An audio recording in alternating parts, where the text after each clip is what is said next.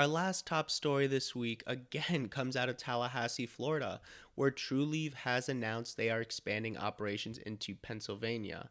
The sources for this story are provided by Trulieve on newswire.com. I will have the sources, as always, in the show notes.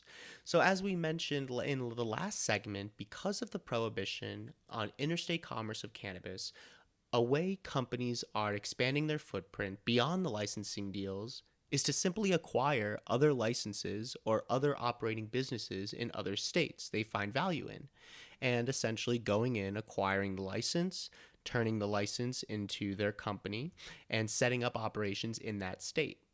Now, it's not that Trulieve is essentially, making or growing cannabis in Florida. They have a license in another state and they're shipping their cannabis from Florida to that other state. No, no, no. They are just acquiring a license in Pennsylvania and starting operations in that state by itself without an association to their operations in Florida.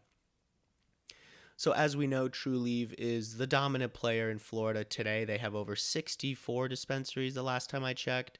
Tremendous leadership with CEO Kim Rivers. They own the majority of Florida's market share. And expanding operations into Pennsylvania will be Trulieve's move into a total of 5 states. They are definitely gaining ground. So, details about the acquisition: Trulieve went ahead and acquired 2 cannabis firms for a total of $66 million. The first acquisition was a company called Pure Pen. Now, Pure Pen is a grower and a processor, and Trulieve acquired that company for $46 million in cash and stock. Pure Pen is one of only 15 active growers in the state of Pennsylvania. Pure Pen ships products to dispensaries throughout the state. They also have a 35,000 square foot grow facility, and they plan to expand that to 90,000 square feet by the end of Q1 in 2021. Now, the second part of the acquisition was a dispensary operator called Keystone Relief Centers, which does business as Solevo Wellness, for $20 million in cash and stock. Solevo owns 3 dispensaries around the Pittsburgh area. Now, Pennsylvania is a very interesting state. There's a ton of room for growth, especially on the retail side here, because the state has allowed, through their state law, has allowed for roughly 200 dispensary locations, and only roughly 90 of those locations are up and running. So we see here a lot of room for growth. There's still a lot of land to grab in Pennsylvania. And as we've seen in Florida, it seems like Trulieve is opening a new dispensary every other week. I mean, every time I go on the internet, Trulieve has a new shop set up. So I can imagine they're going to continue their retail domination in Pennsylvania. Now, as I mentioned, Trulieve acquired 2 companies in Pennsylvania. Clearly, it shows that Pennsylvania is not a vertically integrated model, because we have Pure Pen, who is a grower and processor, and we have Solevo, who is a dispensary operator. So there's multiple licenses you can acquire in the state of Pennsylvania, which again, I think Florida will end up going to that hybrid, horizontally integrated model.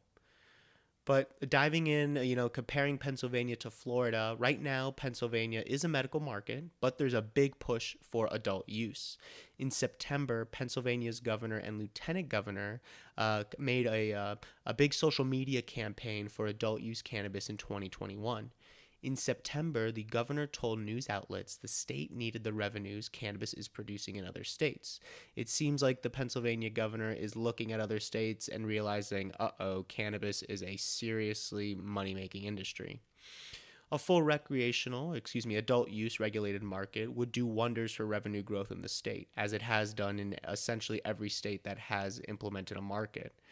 And I think especially with COVID, it could help small businesses recover from the stagnation and the pause COVID has imposed on these struggling small businesses.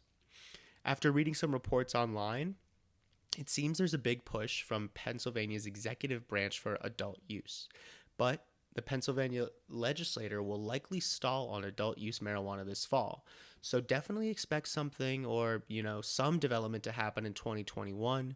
Nonetheless, it does appear Trulieve believes the state will go recreational, and maybe that's part of the reason they're a pioneer in this state.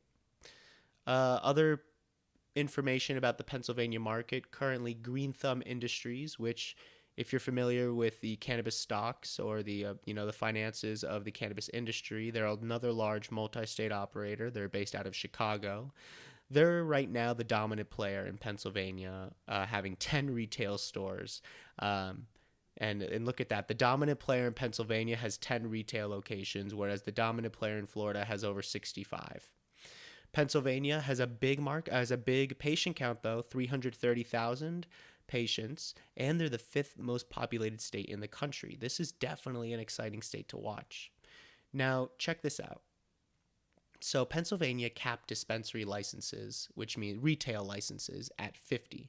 And they have separate licenses for growers and processors at 25.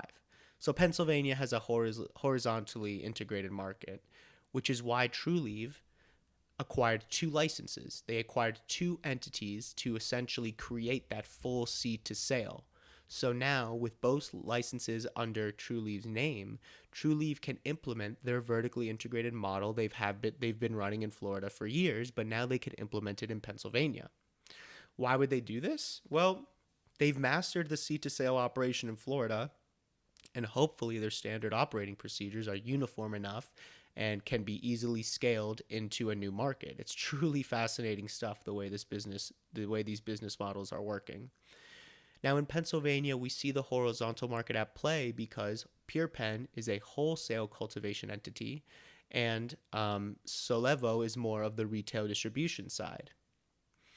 In Pennsylvania, there are 33 companies that are licensed to cultivate, and 26 growers were deemed operational. Only 15 of the 26 were actively shipping to dispensaries. So 50% of the allowed cultivators in Pennsylvania are actually in business. Now, these are numbers reported again by Jeff Smith of Marijuana Business Daily, MJ Biz Daily. So shout out to Mr. Smith for these awesome numbers. Now, we see a similar setup here in Florida. Because this is what Ms. Giddings was talking about in her oral argument. She was explaining that even though operators in Florida have the same license, you see some companies with, dozens of dispensaries, but you also see license holders in Florida that only deliver, or you see license holders that simply have only put one plant in the ground. So it's what's going on in what's going on in Florida is similar with Pennsylvania. Of these companies allowed to cultivate, some of them aren't even doing business. They could just be holding the license. But based on the press release, it appears PurePenn will continue to operate its wholesale model while also being part of Trulieve's vertically integrated model.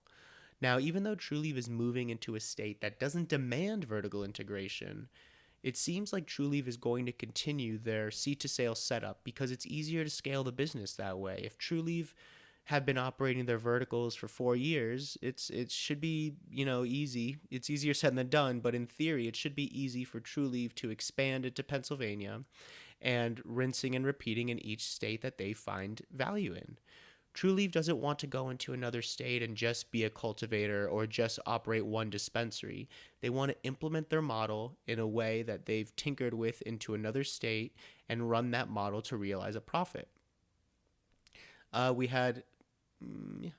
So it's a pretty cool acquisition, a pretty big acquisition. And thank you to Jeff Smith and Trulieve and Newswire for providing numbers and sources on this story.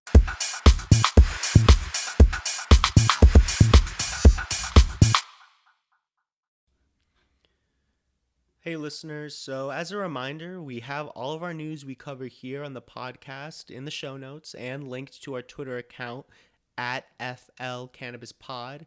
I'd love to continue the discussion on other forms of social media, whether it's Instagram or Twitter or Facebook. That's a place where I like to provide micro content throughout the week, talk about current events, and answer listener questions if you have any. Feel free to follow us on Instagram, again, at FL Cannabis Pod. This is I'm turning that into more of a lifestyle page where I'll do product reviews, post about upcoming events, and look at really cool pictures of the cannabis industry. And let me know, what areas of the podcast you don't necessarily like. I want to make the podcast a better experience for you. So, shoot me an email, david@flcannabispod.com. Check out our website, flcannabispod.com. Subscribe to our newsletter. And yeah, I just want to get you guys the best and most accurate information in a timely way. Okay, so this week's weekly patient count from Florida's Office of Medical Marijuana Use, we are looking at their October 30th update. I left their weekly update page in the show notes, so you can go ahead and click to see their latest numbers. We are at 438,559 registered patients in the state. We are at 289 dispensaries. And due to COVID-19, I'm not seeing many cannabis events happening across our state, but when I do, usually they will be online, and I will have those on Twitter, and I will publish those on Instagram. And thank you so much. That's it for Florida's top cannabis news. If you have any stories or events you want to share, again, connect with me on Twitter, reach out on Instagram, email me, add and rate us 5 stars, and share with your friends who could be into the podcast. Thank you for staying up to date with Florida's cannabis industry. See you next time.